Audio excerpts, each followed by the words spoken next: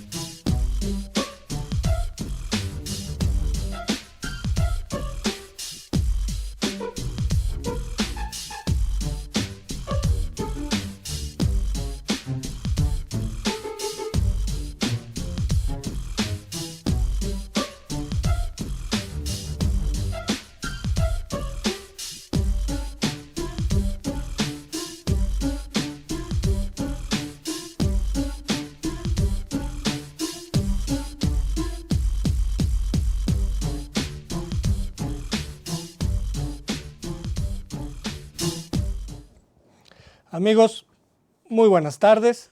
Como todos los miércoles, a las 13 horas estamos aquí en Contrapunto TV, que se transmite por astele.tv. Como se anunció con anticipación, pues hoy tenemos un tema realmente difícil, dramático, ¿verdad? Por la crisis humanitaria sin precedentes que vive México. Hoy vamos a ver unas cifras que son realmente escalofriantes, pero que es necesario revelarlas, confrontarlas y sobre todo pues saber qué está sucediendo con las víctimas de miles de personas que han pasado por una violación, un secuestro, las familias que sufren por homicidios, feminicidios, entre otros graves delitos. Y bueno, pues hoy tenemos el honor que esté con nosotros, pues una mujer que yo podría decir que es excepcional, debido a que ella ha tenido que transitar por el dolor, por la revictimización, y que no se dejó hundir por esta situación, sino que por el contrario, ella ha luchado, se ha destacado por defender los derechos de las víctimas. Nada menos está con nosotros María del Rosario Torres Mata.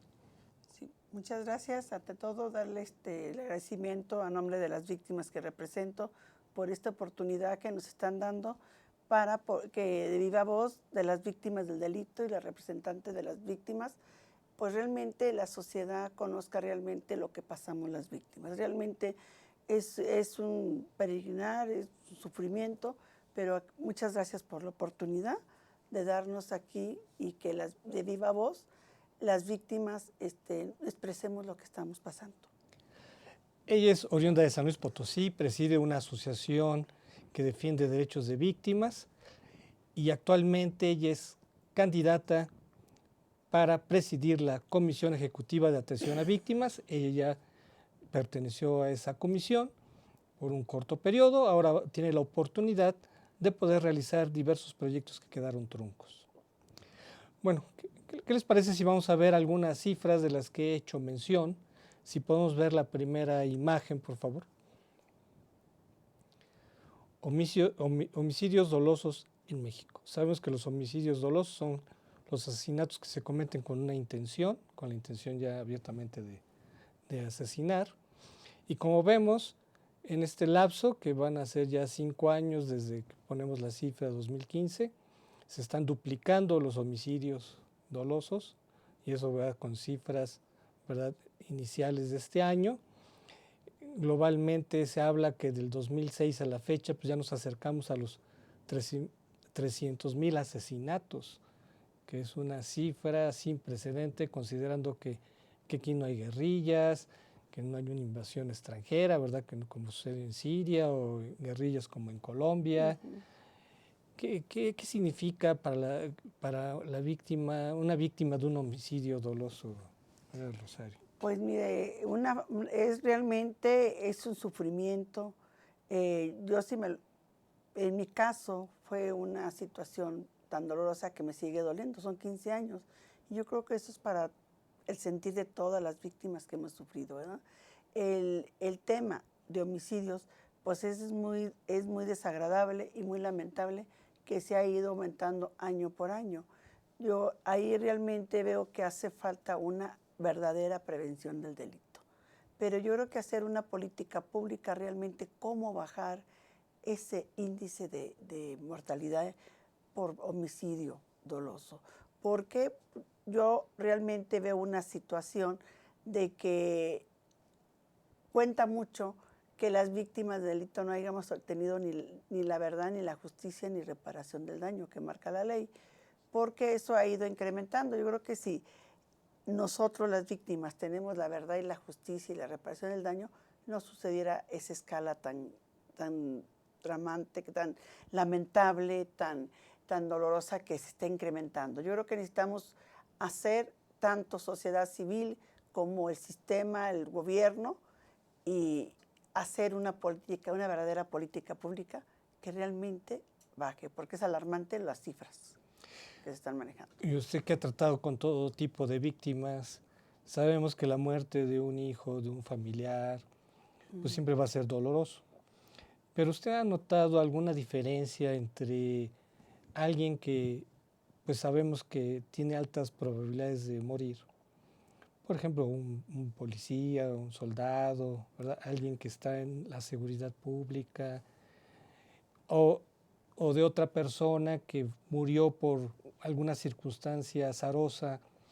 Usted que ha tratado con ese tipo de familiares, ¿usted nota alguna diferencia o viene siendo lo mismo? No, todas las víctimas es el mismo sentir.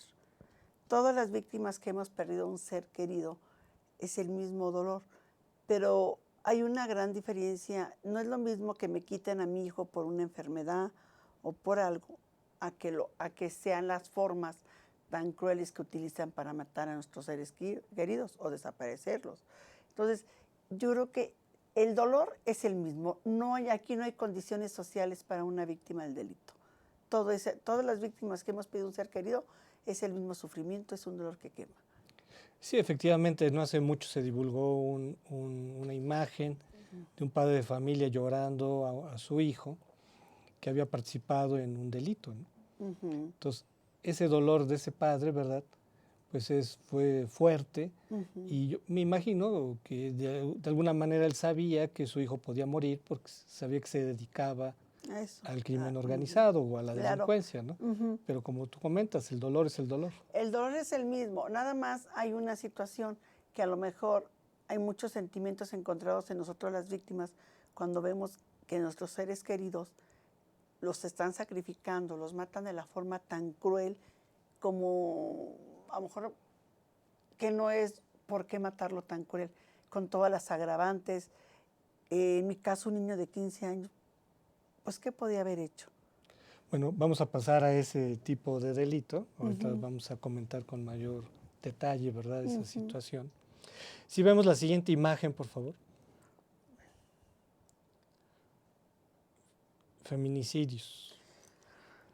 En la actualidad pues ya nos acercamos a los 500 feminicidios, pero se habla, ¿verdad?, de cifras de 9,000 feminicidios, ¿verdad?, de unos años a la fecha.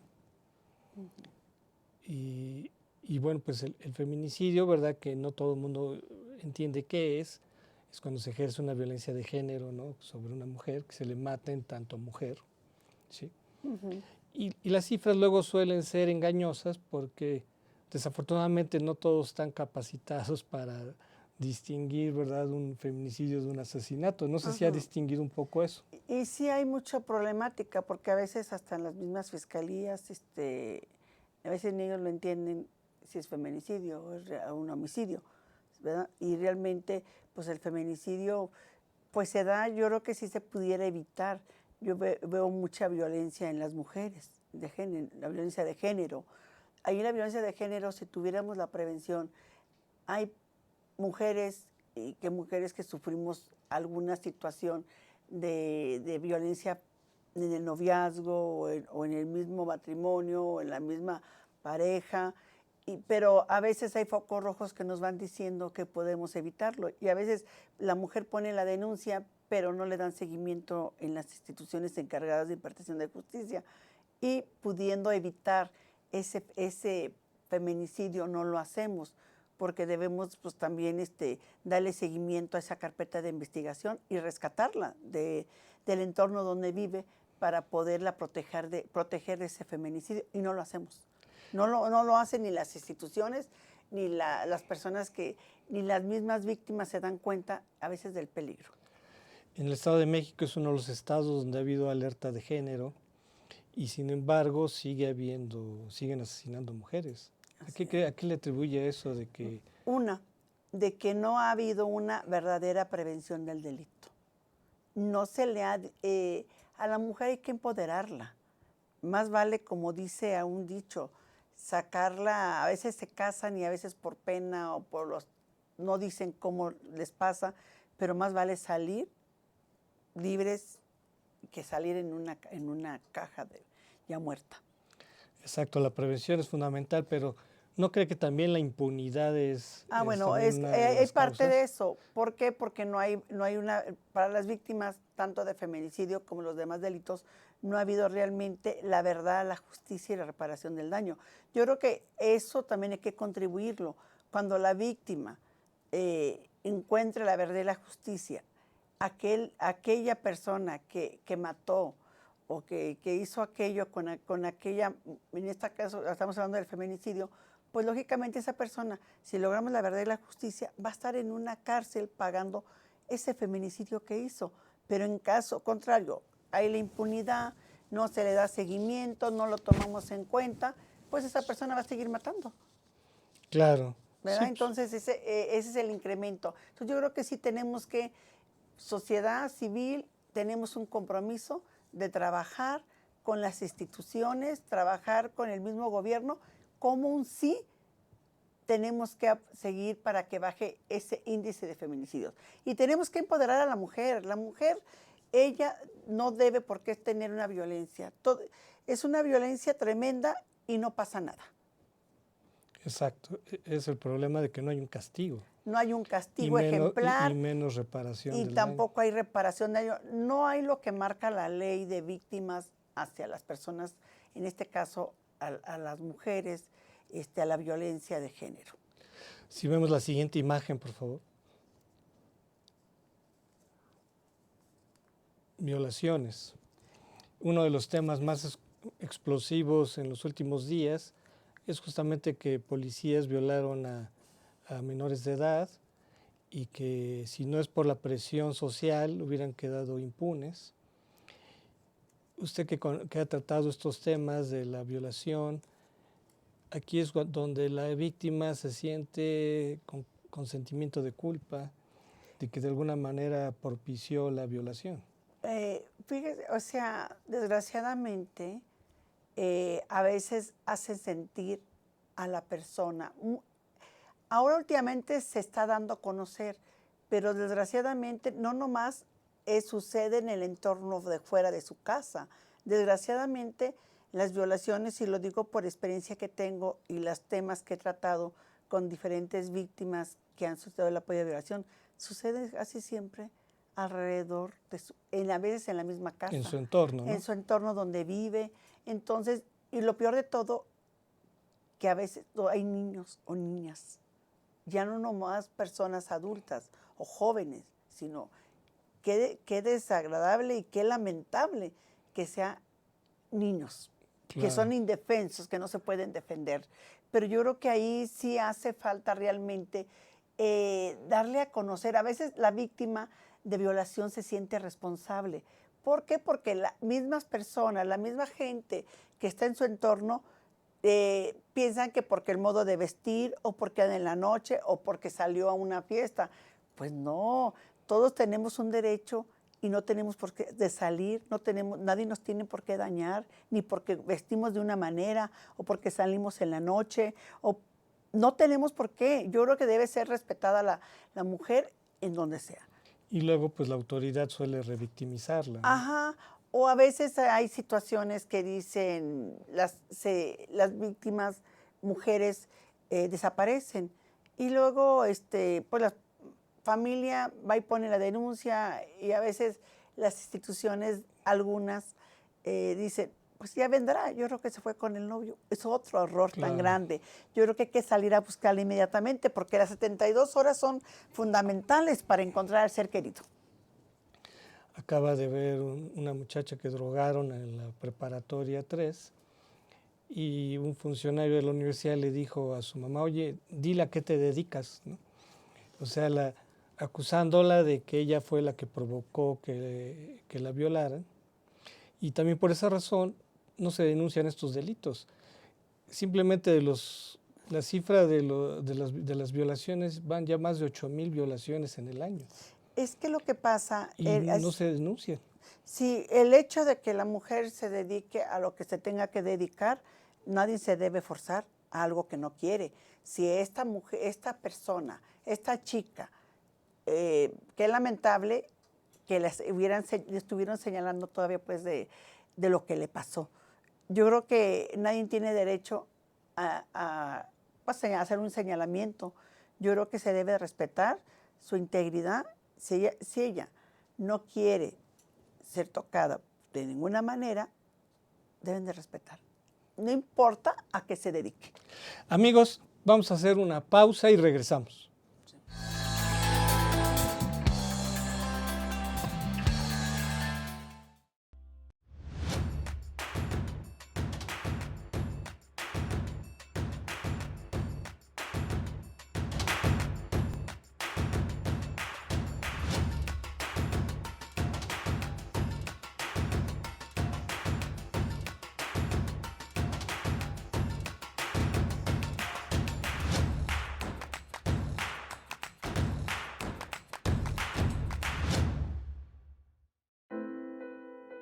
Fue en estas aulas y en estos pasillos que durante más de 4 años y medio tuve la oportunidad de adquirir conocimientos, cultivar buenas amistades y reforzar valores que rigen mi vida.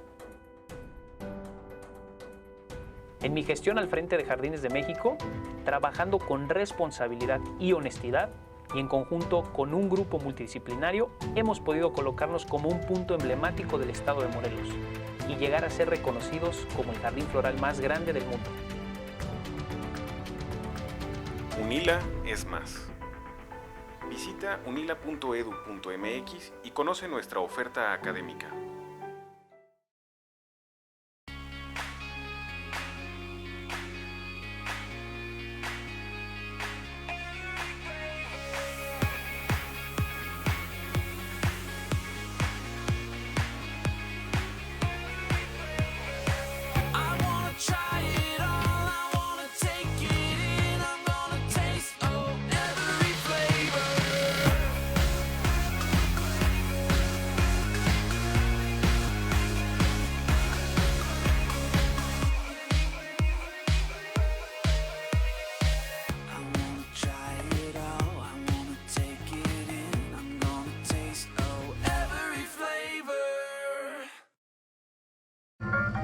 ¿Cómo te fue?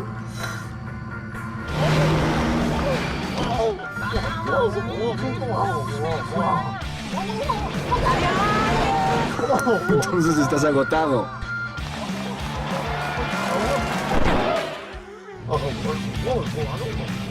Rehidrátate con el balance perfecto de agua, glucosa y electrolitos y recupera el equilibrio en tu cuerpo.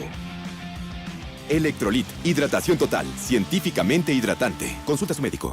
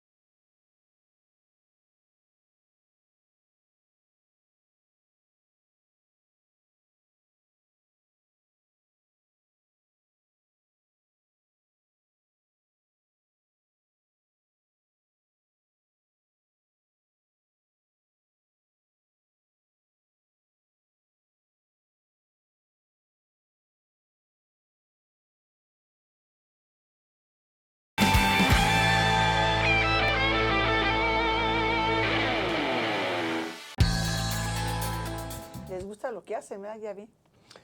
Amigos, estamos de regreso aquí en Contrapunto TV. Seguimos analizando las cifras del terror. Y bueno, si podemos ver la siguiente imagen, por favor. Desapariciones. Se habla alrededor de 40,000 desapariciones. Y si hay algo dramático para las familias, es tener un familiar desaparecido. Es una incertidumbre que mata, y más cuando una madre tiene desaparecido un hijo, como es el caso aquí de nuestra invitada, que, digamos, al margen un poco de tu problemática personal que ahorita veremos, ¿cómo ves tú el drama de las víctimas de las desapariciones? Pues es un tema muy lamentable, muy difícil, porque el desaparecer un ser querido es lo peor que le puede pasar a una madre, que desaparezca un hijo, una hija, papá, un hermano, todo. Es muy, muy lamentable porque quedan muertas en vida. Yo se lo digo con una gran experiencia que tuve, mi hijo duró 14 días desaparecido. Estar en un sofá esperando las llamadas de los secuestradores, pidiendo, negociando. O de alguna autoridad le diga que ya apareció. Yo he visto, más que todo en la asociación, pues llevo asuntos, procesos de desaparición, con qué dolor y con qué angustia, y muertas en vida totalmente. Entonces, es el tema muy desgarrador para la víctima. Y podemos decir que la mayoría de las desapariciones es gente que no tenía ningún motivo por el cual desaparecer. Claro, no tenía, yo siempre he dicho. Que no fueron a una guerra. Así es, no. Son personas, inclusive yo conozco gente que trabajaba, gente que laboraba, gente que venían de viaje, y que las desaparecieron. Entonces, no, y de aparte, yo siento también, mi forma de pensar es lo siguiente, así sea, a veces dicen, es que yo creo que desapareció porque andaba en esto. Así sea lo que anden haciendo las actividades, nadie tiene derecho ni a quitarles la vida, ni a desaparecerlos. Si vemos la siguiente imagen, justamente aquí nos referimos al secuestro, que está muy relacionado, porque muchas veces no sabemos si la desaparición se debió, ¿verdad?, a que simplemente lo asesinaron y ya está en una fosa común, o si está secuestrado.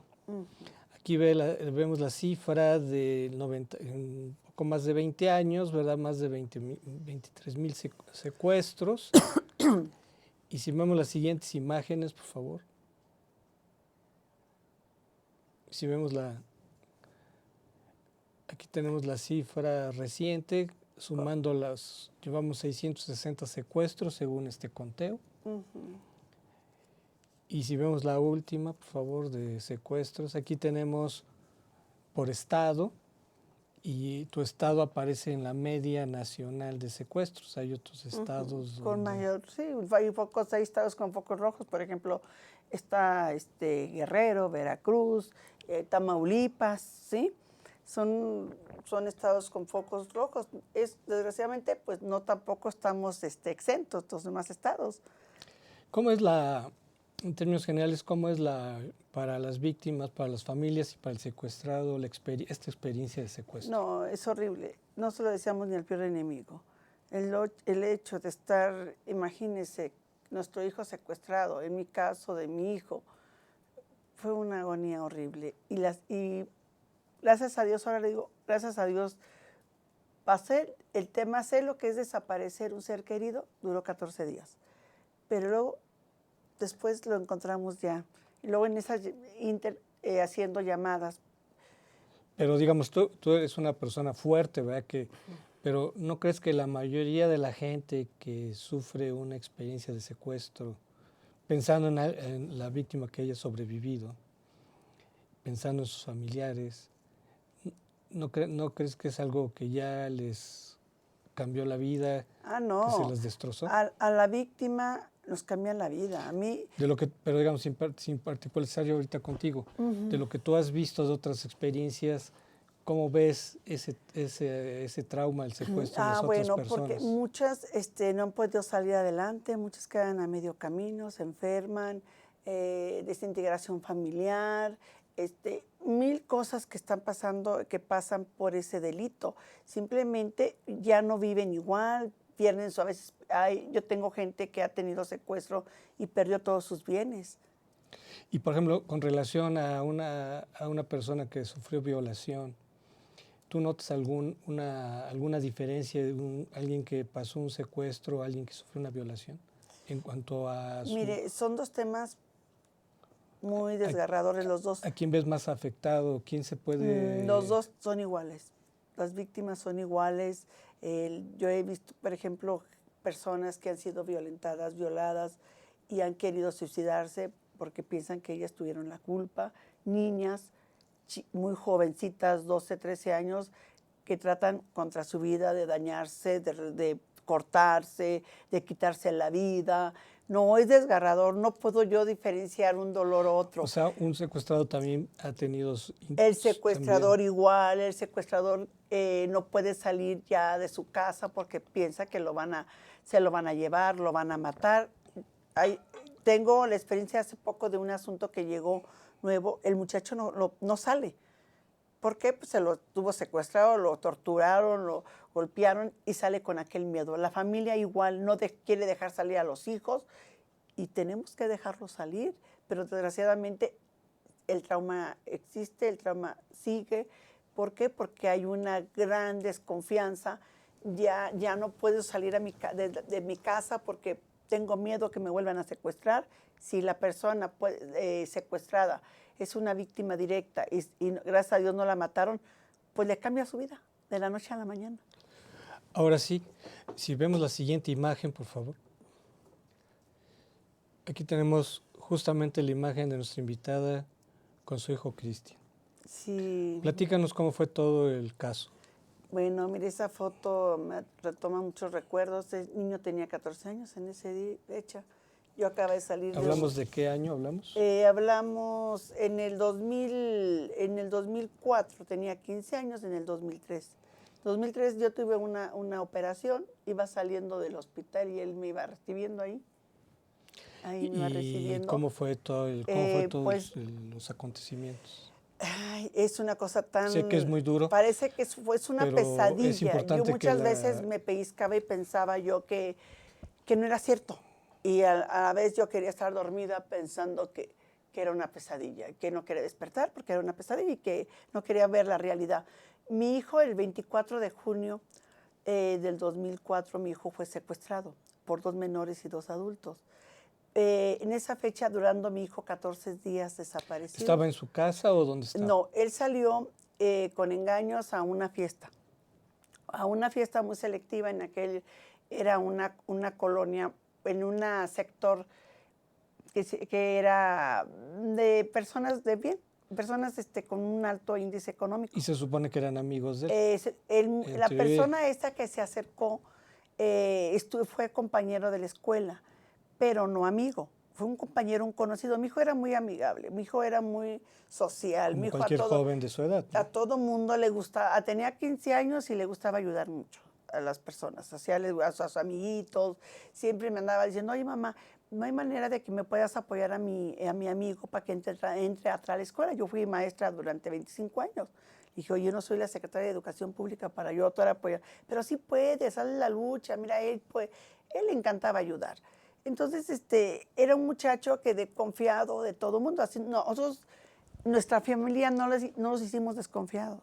Los enseñamos a ayudar. Un día X lo invitaron a una fiesta. Ajá, lo invitaron y salió, fue el 24 de junio, ya no regresó mi hijo. Nomás las llamadas al siguiente día. O sea, ¿te pidió permiso para ir a la fiesta? No me pidió porque yo no lo dejaba salir. Sino que él inclusive le dijo a los amiguitos, voy a ir a una fiesta, pero no me voy a tardar porque mamá no me deja. Voy y regreso. Pero no sabíamos quién se lo había llevado. O sea, cuando tú te diste cuenta, simplemente él no llegaba. No llegó me dice mamá, oye, no llegó el niño se quedaba con ella. Dice, no llegó el niño. Y dije, ¿cómo no llegó? No. Entonces, pues lógicamente preocupados, pues empezamos a indagar con los amiguitos, pues con el pendiente de que no había llegado, pensando que se le había hecho tarde y que pues su mamá se va a enojar, su papá. Entonces, no nos decían hasta que mi esposo fue y le dijo, a ver, no ha llegado, ¿qué pasó? ¿Dónde está él? ¿Les dijo algo? Y dice, bueno, sí, es que lo invitaron a una fiesta, que muy selectiva, pero que nomás podía ir él. Ya estaba raro, ¿no? No, sí, ya estaba raro. Y después, posteriormente, nos dimos cuenta porque, pues, cuando hubo un cateo y que mi hijo ya lo habían encontrado, encontraron una hoja de libreta tamaño profesional donde paso por paso ahí anotó lo que iba a hacer con mi hijo. Él nunca pensó dejarlo con vida a los secuestradores. Pero a ver, ¿cuánto tiempo esperaron para reportar su desaparición? Mire, el momento... Porque no todos los secuestros Sí, yo no quería reportarlo, pero amigos, compañeros de la escuela me decían, maestra, es que si no lo denuncia, pues no lo va a encontrar. Es que me están diciendo que si denuncio lo van a matar. Entonces, no puedo. Dijo, maestra, tiene que hacerlo si quiere encontrarlo. De esa manera, dijo, bueno, ok, pero que sea discreto, que no se den cuenta. Porque ya sabe que las primeras horas son fundamentales. Sí, ajá, ¿no? ahora lo sé. En aquel momento, pues nadie estudia para ser víctima. Sí, no. En aquel momento yo estaba bloqueada, yo lo único que quería era encontrar a mi hijo y bajando todos los santos, pidiéndole a Dios encontrarlo. Entonces, con esa recomendación, porque uno cuando pasa esta situación queda bloqueado totalmente las víctimas. Las víctimas no sabemos qué hacer, no sabemos quién es la persona adecuada que nos puede apoyar. Estamos en estado de shock. Ajá, así es.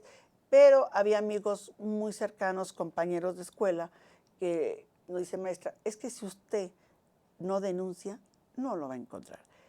Denuncie, maestra, y que lo hagan discretamente. Fue la manera que cedí a que se denunciara.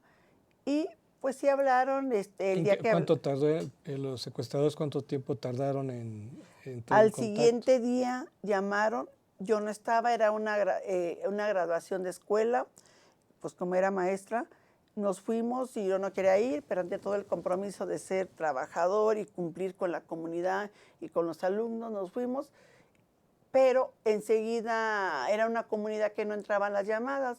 Cuando ya llego a la escuela, entra la llamada y lo único que nos avisa es mi hijo, le avisa a mi esposo.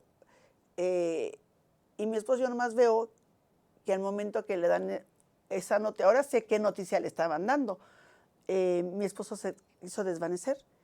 Y le digo, ¿qué pasa? Dice, no pasa nada. Dije, ¿ya regresó Cristian? Así, dice, nos tenemos que regresar a la... Digo, no, pues si apenas va a empezar ahorita el festival de clausura de la escuela, ¿cómo me voy? Nos tenemos que regresar. Como yo insistía mucho a no regresarme por la situación de que había un compromiso con la comunidad y con los alumnos, me dice, es que Cristian lo secuestraron, están hablando. Nos regresamos inmediatamente. Para esto me dicen que hubo una llamada, contestó un sobrino y pensando que dice, tenemos a tu hijo secuestrado, pensaban que era mi esposo, queremos 2,5 millones o si no te lo matamos. Entonces mi sobrino lo que hace es darle el teléfono a mi hijo el mayor y en ese momento él contestó y lo mismo le dijeron. Y no des aviso a la policía porque sabemos que trabaja un hijo en la fiscalía, en la procuraduría y si dan aviso o denuncian, lo vamos a matar. En ese momento, pues nos regresamos y te volvemos a llamar. Fue cuando decidimos denunciar. Sí, inmediatamente llegaron las personas ahí a la casa. ¿Cómo analizas la respuesta de las autoridades a esa situación? En ese momento, fíjese que sí hubo una respuesta rápida, pero una respuesta rápida porque pues había personas conocidas, había personas en la comunidad que yo estaba, era una persona muy activa en la política, la comunidad. Entonces siempre llegaba las personas de la comunidad, tenían mucha confianza con la maestra y mucha comunicación. Entonces pues ahí llegaban las personas que iban como candidatas a algo, siempre llegaban a la escuela. Entonces había conocidos. Entonces esa fue la manera. Yo en ese momento había un gobernador que era de aquel tiempo Marcelo de los Santos. Para mí, y cada quien cuenta como le vaya en la feria. Esto a mi persona fue un hombre que inmediatamente puso atención.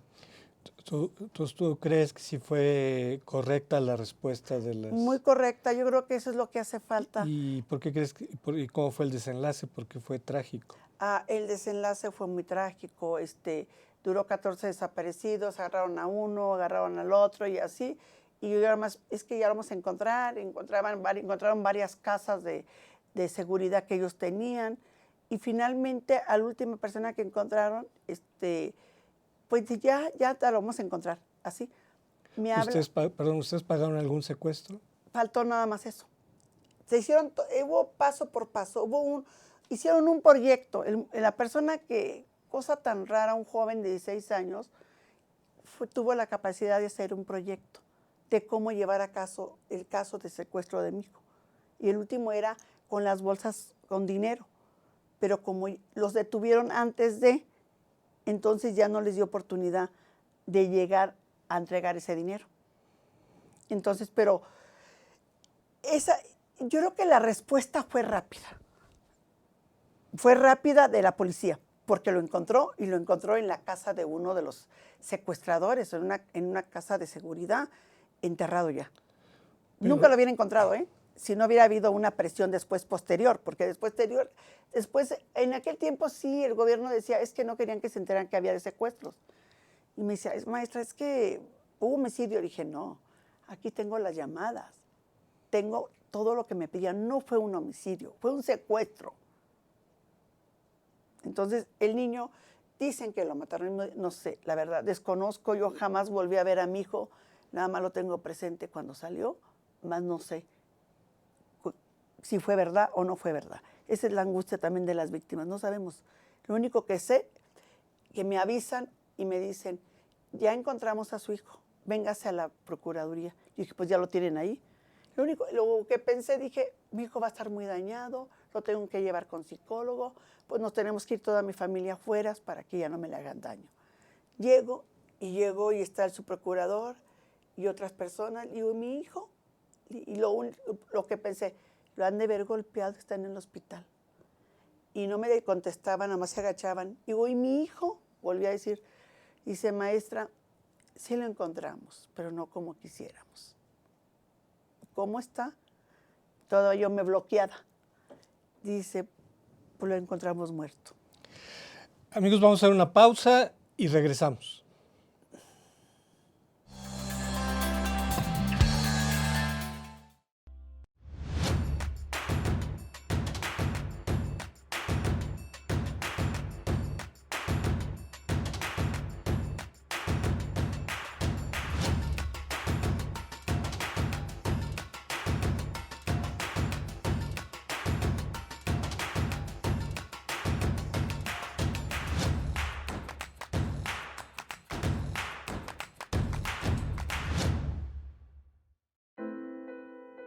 Fue en estas aulas y en estos pasillos que durante más de 4 años y medio tuve la oportunidad de adquirir conocimientos, cultivar buenas amistades y reforzar valores que rigen mi vida.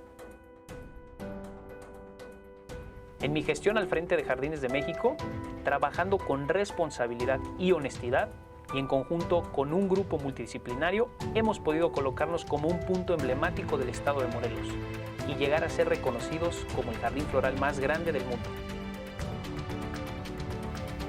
UNILA es más. Visita unila.edu.mx y conoce nuestra oferta académica.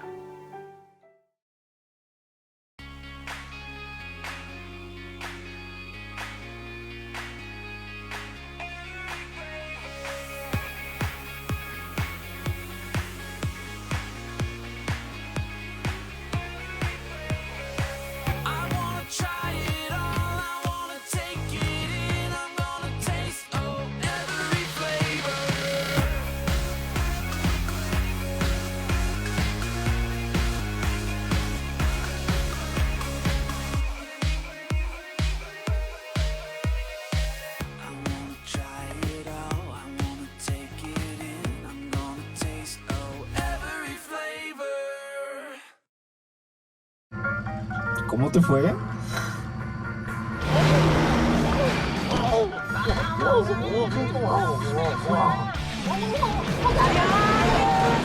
Entonces estás agotado.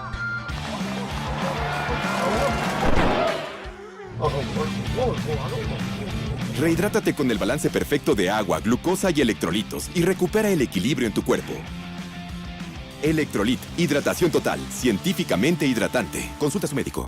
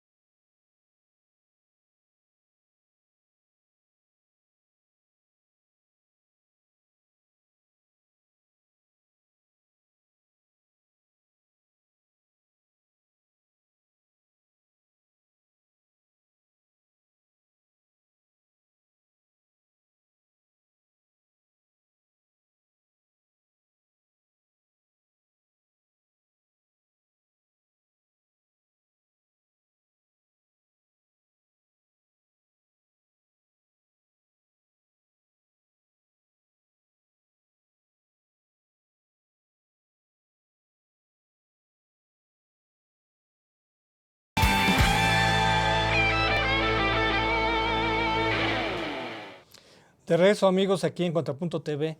Estamos aquí analizando, ¿verdad?, el drama de las víctimas en voz de una de ellas, que ha sido una auténtica luchadora. Después de este drama que sufrió con su hijo, pues ella no se rindió, al contrario, ella se va a levantar de esta tragedia familiar. Y si podemos ver la siguiente imagen, por favor. Aquí está una asociación de Fe y Esperanza para Víctimas del Delito AC, Cristian AC. Platícanos de tu asociación. Mire, esa es una asociación, como ya les dije, el motivo que yo traigo es el secuestro y homicidio de mi hijo. ¿Cuándo se fundó la La asociación? asociación se fundó en el 2006 a raíz de la necesidad que yo sentí en el peregrinar, en tocar puertas para encontrar la verdad y la justicia, que tenemos que estar las víctimas organizadas para poder lograr esa verdad, esa justicia y reparación del daño. Y viendo tanta necesidad que tiene la víctima de ser escuchada, de ser atendida, decido hacer esta asociación, que es una asociación que ha habido muchos logros porque hemos logrado que la víctima tenga lo que ella desea, lo que ella quiere y que no sea revictimizada. Y también hemos logrado en la asociación que ahora, después de 15 años, las instituciones trabajen con la asociación, con las víctimas, haciendo mesas de trabajo, darle seguimiento a sus asuntos. Y también logré una ley del menor, porque en mi caso fueron 2 menores, 2 adultos, y me iba a quedar sin la verdad y la justicia por esa ley. Y logré que esa ley fuera un poquito más severa en San Luis Potosí para aquellos jóvenes de 18 años que mataran, secuestraran y violaran con delitos graves. Y gracias a eso tuve yo la verdad y la justicia. Esta asociación ahora apoya a diferentes víctimas de delito, como son de homicidio, violación, secuestro, feminicidio, desaparición forzada, violación a los derechos humanos. Es una asociación que se ha ido incrementando con usuarios de víctimas de diferentes delitos. ¿Qué tipo de apoyo les dan a las víctimas? El apoyo es una atención integral. Una atención integral desde el momento que llega, se le acobija, se le hace sentir que llega a una asociación donde va a ser escuchada primeramente, donde es atendida y donde le vamos a dar seguimiento a su asunto con éxito. Y primeramente empoderar a esa víctima. Psicológicamente la atienden y esa víctima, ahora pues tenemos ya muchísimas más víctimas que entre todas, desafortunadamente quisiéramos no tener. Yo les digo a las instituciones, el día que dejen de tocar una puerta, quiere decir que las instituciones están haciendo su trabajo y que está bajando el índice de víctimas. Yo quisiera no tener víctimas, se lo digo, pero lo tengo. Somos un problema social que no ha habido una política pública eficiente cómo bajarla. Justamente esta labor destacada que ha realizado desde la asociación, Rosario tuvo pues un logro importante, si podemos ver la siguiente imagen, que fue ser parte de la Comisión Ejecutiva de Atención a Víctimas. Como ustedes saben, en 2013 hubo una ley de atención a víctimas y dentro de los organismos que se consideran, ¿verdad?, hay comisiones estatales, pero también hay una comisión nacional que se encarga de operar todo este complejo sistema de atención a víctimas y su labor fue reconocida al formar parte de esta comisión. Sí, bueno, ante todo, primero se hizo la ley de víctimas. Hay que reconocer realmente a todas esas víctimas organizadas a nivel nacional que hicieron posible que tuviéramos una ley. Esa fue una demanda que hizo, pero ellas organizadas, y después junto con el Senado, con el mismo gobierno, pues gracias a Dios se hizo esa ley de víctimas. Esa ley de víctimas se hizo, ya teníamos la ley, pero ahora faltaba tener una casa de las víctimas, que es la Comisión Ejecutiva. Y pues se hizo la Comisión Ejecutiva, que fue cuando en el 2013, 2014, que cuando yo salió una convocatoria como la que ahorita estoy participando, se formó con 7 comisionados. ¿Por qué nomás fue un año? ¿Cuál fue? Porque, mire, eran 7 comisionados. Esos 7 comisionados, unos fueron de 5, otros de 3, y su servidora y otra persona fue de un año como yo. ¿Por qué? Porque se pronosticó que las salidas fueran escalonadas para que la comisión no se quedara sola. Ah, claro. Pero a mí me tocó, como sociedad civil, nomás un año. Un año que realmente se me fue rápido porque hay mucho por hacer. ¿Cuál fue tu principal logro en ese año? El principal logro, lograr una atención de víctimas, porque esa comisión ejecutiva iba a ser, nomás hablaba la ley de que iba a ser para puras políticas públicas, sin ninguna atención. Yo les decía, ¿cómo se llama Comisión Ejecutiva de Atención a Víctimas? Y si no hay una atención en la víctima, entonces... Creo que le llamaron área de primer contacto, ¿no? Sí, ahí fue cuando logré un área de primer contacto. Fue una iniciativa de su servidora, pero sí reconociendo también a otros comisionados igual que yo, tuve que platicar con ellos, que yo decía, es que yo quiero regresar a mi San Luis Potosí y me van a preguntar las víctimas qué hice por ellas. Y no he logrado nada. Entonces, gracias a esos comisionados que también, al igual que yo, pensaron que era importante tener un área de primer contacto, pero yo fui la que hice ese proyecto.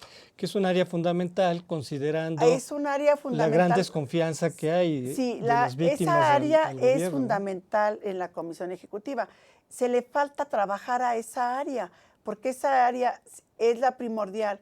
Ahí llega la víctima, y si la víctima no tiene confianza a donde llega, pues no va a tener, no va a creer en esa institución. Entonces yo creo que ahí es bien importante esa área, porque es como cuando vamos a un hospital y vamos llegamos primeramente, vamos enfermos y llegamos a un área de primer contacto, que es el área de emergencias, de urgencias, y ahí ya se canaliza. Ahí también, ahí hay psicólogos, trabajadores sociales y médicos, pero no se le manda sola, se le acompaña. Según sea su problema, es la atención que se le va a dar en esa área. Si la área es una víctima federal, pues se quedará en la Comisión Ejecutiva para darle seguimiento a su problemática, o si se requiere una atención médica, pues se le dan los primeros auxilios ahí y luego se le mandará a un hospital, pero se le manda acompañada. O si se necesita que su problema es de un asunto local, pues se le va a acompañar para que la persona tenga ese servicio local, porque hay estados que no cuentan con comisión ejecutiva.